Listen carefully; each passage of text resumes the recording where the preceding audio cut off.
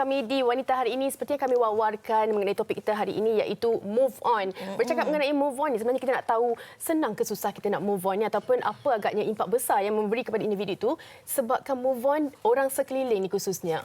Betul tu Fatin. Kalau Fatin sendiri, Fatin senang ke susah nak move on? Susah, to be honest. Okey. Tapi saya rasa setiap daripada individu tu mungkin ada situasi tertentu yang akan membuatkan kita sukar ataupun mudah untuk move on. Kadang-kadang bukannya sedih, tapi yang gembira pun susah juga nak move on, kan? Betul. Contoh, macam ada juga dalam kalangan kita yang sampai hari ini belum boleh move on dengan drama bersiri 7 Hari Mencintai Kedua. Betul? Ataupun wedding Mira Filzah semalam. Betul.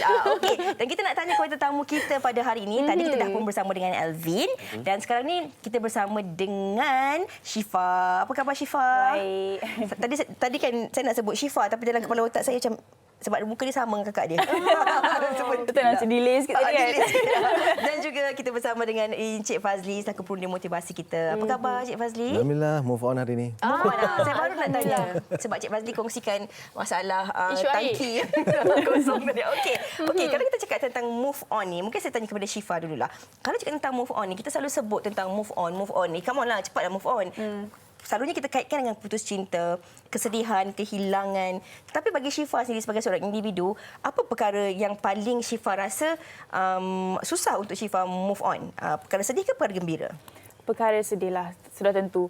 Syifa tak boleh, susah sangat nak move on kalau tak okey lalat ni pun tak move on. Dia tak move on dengan Syifa. Syifa tak boleh move on kalau Syifa ditipu. Dia rasa macam, ya Allah, aku dah orang kata berhati-hati tapi masih lagi kena. Dan masih lagi kena tipu. Kenapa kan? So benda tu buatkan Syifa rasa macam Syifa tak salahkan orang yang menipu, tapi Syifa salahkan diri Syifa sendiri. Kenapa? Itu yang buat rasa macam aku tak jadi yang terbaik lagi untuk diri sendiri. Itu yang membuatkan kadang-kadang Syifa rasa down, Syifa rasa depressed, stress. Tapi benda tu tak lama lah. Dalam seminggu macam tu Syifa akan okey dan apa-apa pun Syifa akan kuatkan balik mental. Syifa bermonolog sendiri, cakap sendiri kat diri sendiri macam takkan terjadi suatu benda kalau tak ada hikmah di sebalik. Tak belajar lah, tak belajar. Mungkin untuk Syifa sendiri, sekejaplah tempoh seminggu tu untuk move on, orang kata kan. Nak move, dia sebenarnya macam setengah orang macam dikalahkan tipu dia okey je. Tapi kalau Syifa tak okey, tapi seminggu je. Seminggu je? Seminggu je. Habis lama pun 2 minggu. Itu kira cepat. Cepat jugalah. Kalau ikut sejarah. Okey. Ada orang sampai 11 tahun belum move on lagi sampai gini. Betul. Macam Elvin, mungkin Elvin ada pengalaman sendiri percintaan atau kehidupan kerjanya mungkin yang susah sebenarnya nak move on. Sebenarnya Alvin sama dengan Syifa juga, memang jenis yang susah nak move on. Tapi lately ni Alvin rasa yang paling susah nak move on adalah kehilangan orang yang kita sayang. Betul. Sebab Alvin tak rapat sangat dengan family. So bila Alvin dah duduk KL dah lama, 12 tahun seorang. So bila kita macam kehilangan macam nenek, atuk semua, Alvin akan rasa macam time masa dia meninggal tu tak rasa apa sangat. Bila dah realise dia tak ada tu, the moment yang hit me macam I menyesal tak balik kerap. So part tu yang buat saya rasa sangat sedih dan susah nak move on. Dia akan datang balik. Dia kalau walaupun kita rasa kita nak move on, tapi bila kita teringat macam makanan yang dia pernah buat untuk kita, tempat-tempat kita pernah pergi, so akan rasa balik sampai ke sini. Okey. Itu saya kira apa yang Elvin luahkan ini yang juga antara perkara yang mungkin ramai dirasai dan juga dilalui oleh penonton-penonton kita. Susah nak move on bila kita kehilangan orang-orang tersayang. Kita bukan cakap tentang kehilangan pasangan, tapi lebih kepada mungkin ahli keluarga yang kita sayangi. Cik Fazli, ni kita nak tanya, kebiasaannya kalau kita cakap tentang move on ni, memang kalau kita tanya rata-rata orang akan cakap susah nak move on apabila kita kehilangan orang tersayang. Kenapa ia sering dikaitkan dengan perkara yang sedih berbanding perkara yang gembira, Cik Fazli? Ya, terima kasih. Sebab sistem psikologi kita lebih peka kepada benda yang negatif. Sebab kita perlu protect. Kita ada sistem daripada atuk nenek moyang awal spesies kita, iaitu kita perlu protect survivor. Jadi kita lebih peka terhadap bunyi haiwan buas, peka terhadap cuaca yang teruk kan. Jadi kita dicipta built-in dengan sistem untuk peka benda yang bahaya, benda yang negatif, benda yang menyakitkan. Supaya kita boleh kekal survive spesies kita. Jadi sebab itu kalau kita tengok dalam headline berita ke tabloid ke, yang negatif tu lebih menarik perhatian. Kalau berita semua orang bahagia hari ini, tak ada orang nak baca. Tapi kalau 30 orang bercerai hari ini, ramai orang nak beli tabloid tersebut. Sebab kita lebih peka dengan benda yang menakutkan, yang menyakitkan, yang memerikkan, sebab itu sistem. Jadi apa kita kena buat? Kita kena uruskan. Kita kena uruskan. Sebab kita ada 3 T. Yang T pertama adalah kita ada tanggungjawab. Jadi kita kena move on sebab kita ada tanggungjawab. Kalau kita tak move on, nanti tanggungjawab kita terabai, betul? Tanggungjawab sebagai anak, suami, isteri, ibu dan sebagainya lah. Yang kedua, kita ada tujuan. Yang kita nak capai sesuatu benda, betul kan? Kita ada benda kita nak capai. Jadi kita kena move on. Kalau kita tak move on, kita sangkut pada takat yang lama. Dan yang ketiga adalah terhad. Kita punya sumber terhad, masa kita terhad, kesihatan kita terhad, mungkin wang kita terhad, emosi kita terhad. Jadi kalau kita bazirkan semua sumber ini untuk terperangkap dengan ketidak-move-on, ke-move-onan tersebut, tak nak teruskan. Jadi yang tu jadi rugilah, kita akan rugi dan semakin rugi. Betul juga. Sedar lepas 5 tahun, 6 tahun, 10 tahun dah tua. 11 tahun tadi kan? 11 tahun tu habis. Rugi siapa yang tak move on 11 tahun tu. Okey, kita move on sekejap untuk topik kita ini. Kita nak dengar apa kata penonton di rumah dan orang ramai berkenaan topik hari ini. Silakan.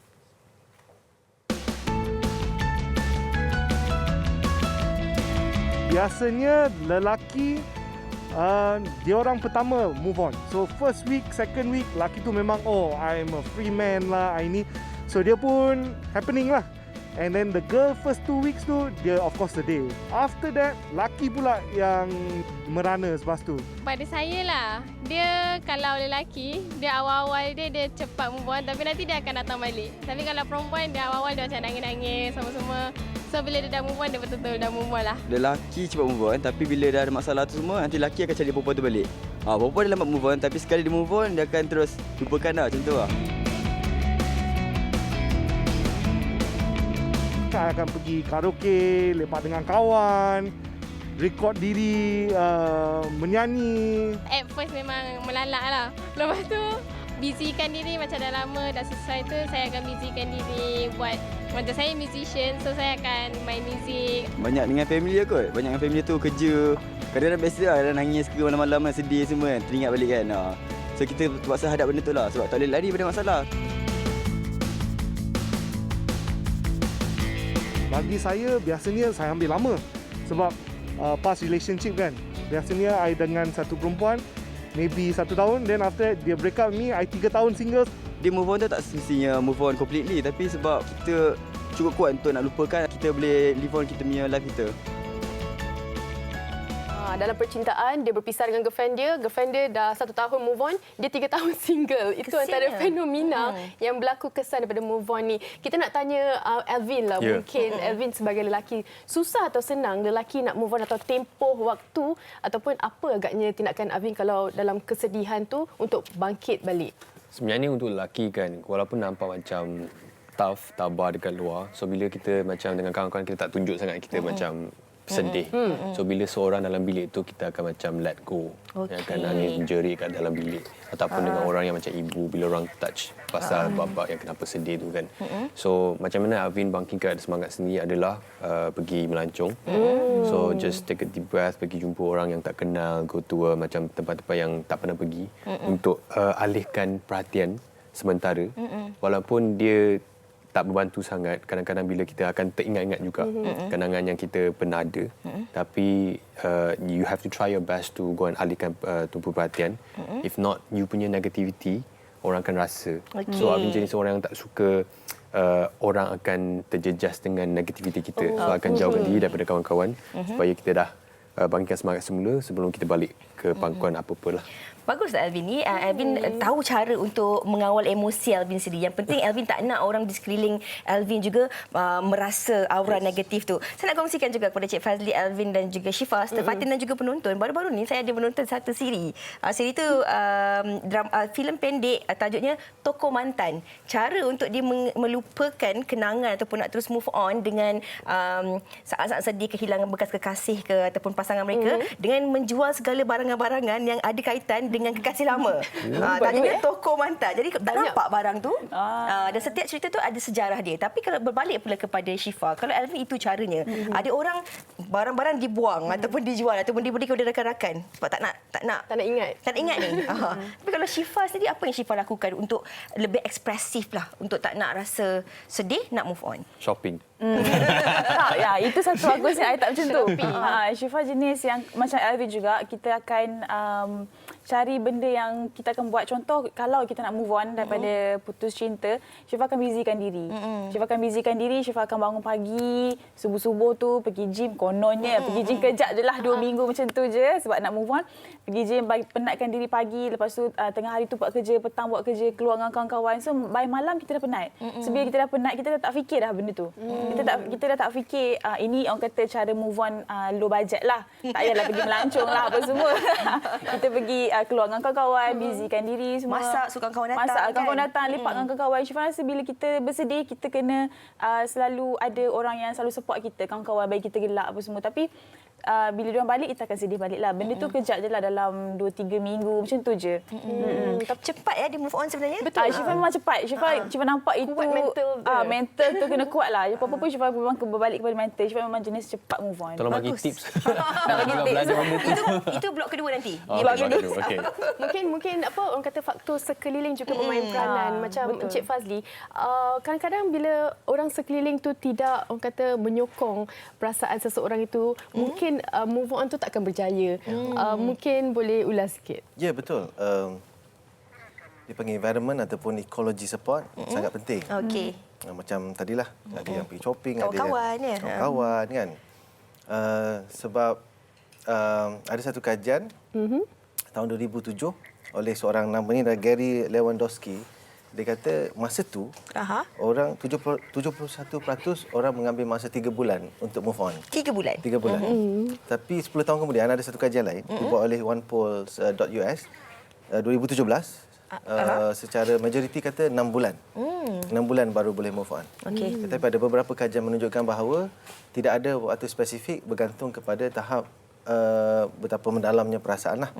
Jadi bila seseorang itu rasa diperlukan lebih sokongan daripada luar, memang faktor luaran boleh membantu mengurangkan tahap intensiti emosi. Sebab isunya sekarang emosi lah kan, move onnya emosi lah kan. Jadi intensiti emosi boleh dikurangkan dengan experience yang berbeza. Jadi tadi dalam cerita Toko Mantan tu, setiap kali dia tengok objek yang mengingatkan, objek itu dipanggil external experience. Jadi dia akan spark internal experience. Ada 2 experience, iaitu external dan internal experience. Dan jadi kalau kita boleh uruskan external experience, dia boleh memperbaiki internal experience. Okey. Tapi kalau kita berbalik kepada kajian yang dikongsikan oleh Cik Fazli tadi dan juga faktor-faktor internal experience itu juga, ia ada tak perkaitannya? Kalau tadi kita dengarkan pendapat orang ramai tentang gender, lelaki dan juga wanita, tapi faktor umur berdasarkan daripada pengalaman itu tadi. Kadang-kadang umur juga memainkan peranan kerana kita dalam hidup ni dan melalui pelbagai pengalaman. Dah pernah kecewa kali pertama, kehilangan kali pertama ataupun kedua, mungkin selepas berlakunya kehilangan kedua atau ketiga, kita lebih merasakan bahawa diri ini lebih bersedia dan juga yakin untuk meneruskan kehidupan. Betul. Dia ada 2 faktor penting lah tadi, iaitu gender dan juga umur kan, pengalaman kan. Gender pun ada kajian. Satu kajian Universiti Binghamton terhadap 5,000 orang di kalangan 96 buah negara, dicuba cari yang mana lebih cepat move on lagi ke perempuan. Dia kata nama profesor ni Dr. Craig Morris. Dia buat kajian, dia kata secara umumnya lelaki lebih cepat move on berbanding wanita. Kerana wanita dia mengambil masa lebih sebab dia melibatkan bukan psikologi saja, dia akan mengalami physical pain juga apabila dalam keadaan break up seperti itu. Tetapi wanita dia akan completely, dia akan bila dia berjaya merawat hati, dia complete rawat hati. Dia tak ada tinggal-tinggal Dia ada tinggal-tinggal dah. Setuju? Jadi samalah tadi yang interview tu kan. Lelaki dia lebih cepat, tetapi dia tak rawat sepenuhnya. Itu yang patah balik tadi tu kan. So ini kajian yang dibuat itulah ya. Tapi bila dalam tempoh untuk move on, dia kata wanita lebih menunjukkan tingkah laku depression dan mula untuk bersocialize lebih. Manakala lelaki lebih menunjukkan tingkah laku marah dan juga self-destructive. Sebab nak protect dia punya self-esteem kan, dia ada ego dia kan. Jadi tak nak tunjuk macho ni, dia kadang-kadang tunjukkan beberapa tingkah laku self-destructive dan juga anger. Itu mungkin perbezaan. Dari segi umur, sudah tentulah apabila seseorang itu sudah makin dewasa, dia sudah memahami bagaimana untuk menguruskan emosinya lebih baik. Ini dinamakan sebagai kepintaran emosi. Kalau dulu kita dikawal oleh emosi, apabila usia lebih matang, kita belajar bagaimana untuk mengawal emosi. Walau bagaimanapun, kita boleh mempercepatkan proses kematangan itu dengan mempelajari dan meningkatkan kepintaran emosi. Dinamakan sebagai emotional intelligence ataupun EQ. Ini boleh dipelajari untuk bagaimana untuk menguruskan emosi, mengendalikan emosi dengan lebih baik. Sebab itu, ada orang dah usia, dah lanjut dah, tapi ada juga yang tak sedar diri, tak pandai, tak matang. Kan? Ada orang mungkin baru umur 30-an tapi sudah matang. Sebab apa? Sebab dia belajar bagaimana untuk menguruskan emosi dengan lebih baik. Saya rasa ini juga berbalik kepada Alvin dan juga Syifa tadi. Mereka berusia di bawah 30-an, tetapi kalau dari segi percakapan dan pengalaman mereka ni sangat matang kita lihat kan dari segi itu. Banyak lagi nak kita kongsikan bersama dengan anda tentang topik kita hari ini, Fatin. Kita nak berhenti rehat seketika, kembali selepas ini. Move on.